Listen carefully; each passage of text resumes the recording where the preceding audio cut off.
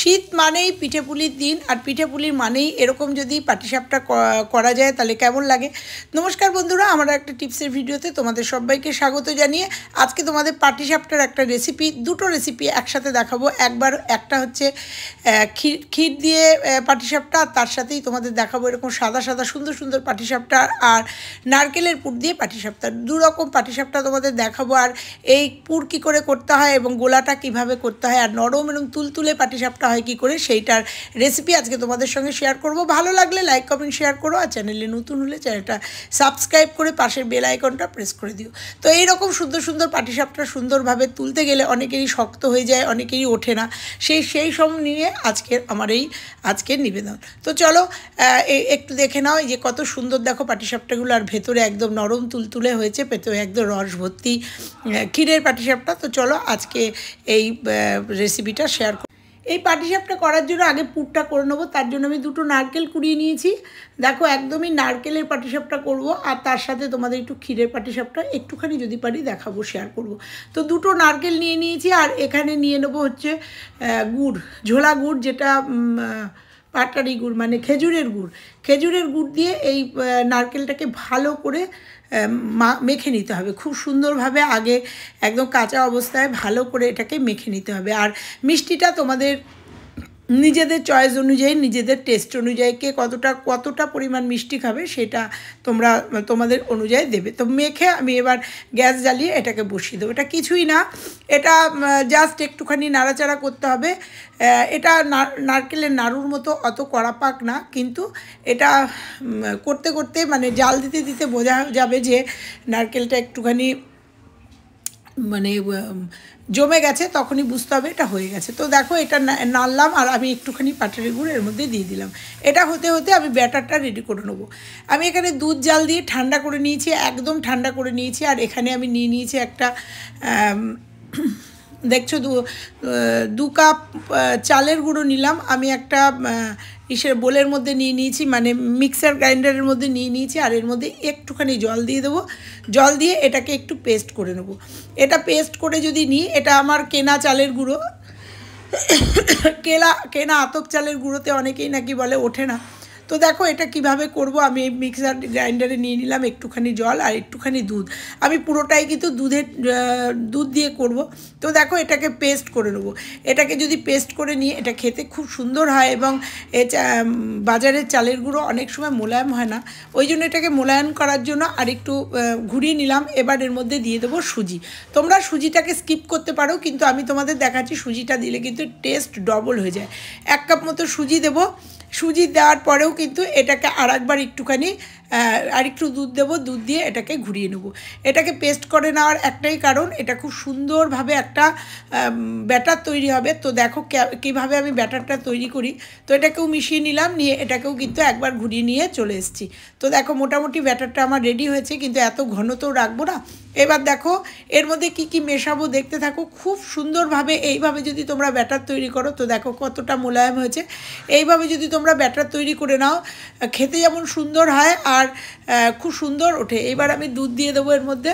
দুধ দিয়ে এটাকে এর মধ্যেই দুধটা দিলাম, তার জন্য যে পুরো ব্যাটারটা যাতে একদম মিশে যায়। দেখো এবার এই ব্যাটারটা পুরো গুলিয়ে নেব, নিয়ে এই বাটিটার মধ্যে ঢেলে দেবো, কারণ আমি এই বাটিটাতেই পুরো ব্যাটারটা তৈরি করব। তো দেখো ভালো করে মাখিয়ে নিয়ে এই পুরো ব্যাটারটা আমি এই বাটিটার মধ্যে ঢেলে নেবো। তোমরা এই পদ্ধতিতে যদি পাটিসাপটার ব্যাটার তৈরি করো, খুব সুন্দরভাবে পাটিসাপটা হবে।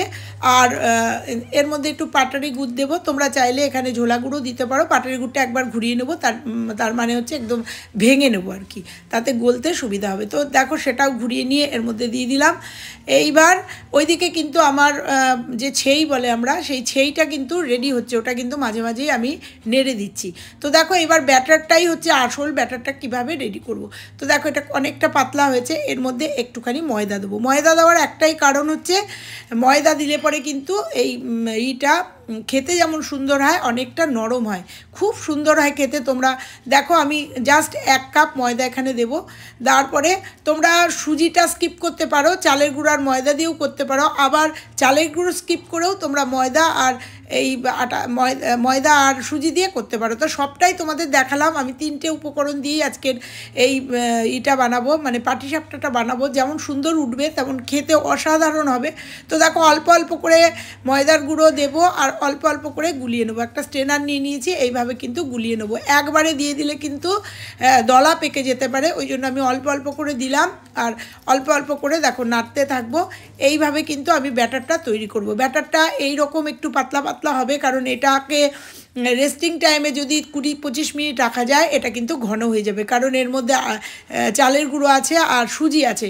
সেগুলো যতক্ষণ ভিজে কিন্তু এগুলো হয়ে যাবে, ফুলে যাবে এবং এই ব্যাটারটা কিন্তু এইরকম ঘন হয়ে যাবে। তো দেখো এটাকে সুন্দরভাবে থিকনেসটা তোমাদের দেখিয়ে দিলাম। এরকমভাবে যদি গোলাটা করা যায়, এইভাবে এটাকে ঢেকে রেখে ফিরে আসবো। দেখো ঢেকে রাখলাম আর এদিকে কিন্তু আমার সেইটা প্রায় রেডি হয়ে গেছে। তো দেখো এটা কিন্তু নারকেলের নাড়ু হওয়ার ঠিক আগের পজিশান। তো এইভাবে সুন্দরভাবে সেইটাকে রেডি করতে হবে। এইবার একটুখানি হাত দিয়ে তুলে দেখে নিতে হবে যে একটু আঠা আঠা হয়েছে কিনা। একটু আঠা আঠা হয়ে গেছে, আমার সেইটা কিন্তু প্রায় রেডি হয়ে গেছে। তো দেখো এইটা রেডি হয়ে গেছে। এইবার আমার মূল পর্বে আমি আসব। এদিকে ওটাও রেস্টিং টাইমে হয়ে গেছে। এইবার আমি একটা ফ্রাইং প্যান করে নেব। আর মনে রাখতে হবে এই ফ্রাইং প্যানটা একদম গরম করে নিয়ে একদম লো করে নিতে হবে। গ্যাসের ফ্লেমটা লো না হলে কিন্তু এই পিঠেগুলো পুড়ে যাবে বা খুব তাড়াতাড়ি হয়ে যাবে। তো দেখো আমি একটা একটা করে এইভাবে আস্তে করে গোলাটা ঢেলে দিলাম। আমি একটু বড় বড় করে করেছি, সব রকম সাইজই তোমাদের দেখাবো, তোমরা যেমন সাইজ করো। যেহেতু আমার ফ্রাইং প্যানটা অনেকটা বড়, তাই আমি এটা একটু বড় হয়ে গেছে এবং এরকম বড় বড় করে অনেকে ভালোবাসে। তো আমি দেখো এবার ছেই নিয়েছি, নিয়ে এরকম করে পাকিয়ে নিয়ে ছেইটাকে জাস্ট এখানে বসিয়ে আর কত সুন্দরভাবে উঠে যাবে তোমরা দেখো। আর যেটা বলছিলাম, তোমরা তোমাদের সাইজ অনুযায়ী ছোট বড় যেমন খাবে সেই রকমভাবে কিন্তু তোমরা এই ব্যাটারের গোলাটা করে নেবে।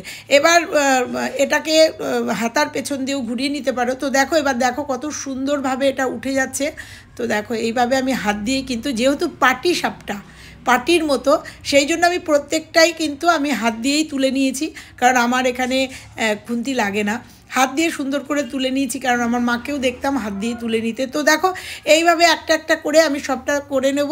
তোমরা আবার বলছি এরকম সাইজটা তোমাদের মতো করে করে নেবে। আমি হাতা দিয়ে এরকম করে ঘুলে নিলেও কিন্তু খুব সুন্দর ব্যাটারটা হয়েছে, বুঝতেই পারছো। এইভাবে আমি একটা একটা করে এখান থেকে ম্যাক্সিমাম গোলাটা দিয়ে আমি ম্যাক্সিমামটাই এর মধ্যে পাটিসাপটা করে নেব। তারপরে তোমাদের ক্ষীরের পাটিসাপটা দেখাবো ওই দিয়ে। তো দেখো এইভাবে পাটিসাপটাগুলো করে নিও, আর খেতে কিন্তু দারুণ লাগে, মুখে দিলেই গলে যায়। তো দেখো এইভাবে আমি সমস্ত পাটিসাপটাগুলো আস্তে আস্তে করে নিলাম আর তোমাদের সঙ্গে শেয়ার করলাম। এইভাবে যদি তোমরা ব্যাটার করে পাটিসাপটা করো, খুব সুন্দর লাগে খেতে। আর করে দেখো একটাও মিস যাবে না, প্রত্যেকটা পাটিসাপটা সুন্দরভাবে উঠে যাবে। কারণ প্রথমত ফ্লাইং প্যান, দ্বিতীয়ত তোমরা যদি এটা চাটুতেও করো এত সুন্দরভাবেই উঠবে।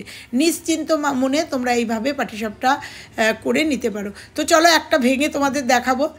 তো দেখো একটা ভেঙে তোমাদের দেখাচ্ছি যে এটা কিন্তু একটু ঠান্ডা হয়ে গেছে। তো দেখো কত সুন্দর। এবার চলো দেখাবো হচ্ছে ক্ষীরের পাটিসাপটা।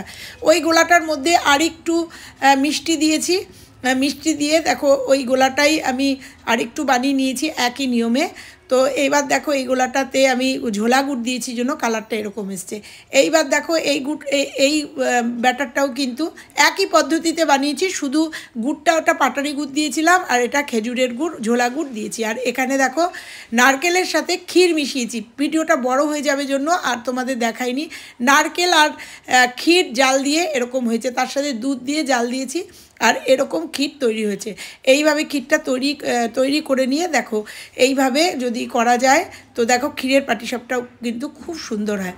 সামান্য একটু নারকেল দিয়েছি আর ম্যাক্সিমামই খোয়া ক্ষীর দিয়েছি আর ঘন করে দুধ জাল দিয়ে ওর মধ্যে দিয়ে ওটাকে বানিয়ে নিয়েছি। তো দেখো এইভাবে যদি করা যায় এই পাটিসাপটাটাও কিন্তু খুব সুন্দর লাগে, একদম নরম তুলতুলে, বুঝতেই পারছো। হাতা খুন্তির উপরে দেখিয়ে দিলাম যে কতটা নরম। এইভাবে এই পাটিসাপটাগুলোও করে নিয়েছি। এইভাবে তোমরা দুরকম পদ্ধতি তোমাদের দেখালাম, যে খোয়া ক্ষীর নিয়ে এসে নারকেলের সঙ্গে জাল দিয়ে এরকম পুর বানিয়ে এরকম করে বানাতে পারো। আর এটা ঝোলা গুড় দিয়ে করেছি জন্য এটার কালারটা একটু লালচে মুচমুচে হয়েছে। এইভাবে কিন্তু তোমরা পাটিসাপটা কিন্তু করে খেতে পারো। তো দেখো এটাকেও উল্টে নিলাম, নিয়ে দেখো কত সুন্দর হয়েছে। এবার এরকমভাবে প্রত্যেকটা পাটিসাপটা এখানেও আমি আস্তে আস্তে করে নেবো। আর তোমরা বুঝতে পারছো আমি কিন্তু হাত দিয়ে পুরো পাটিসাপটাটা তুলে নিচ্ছি।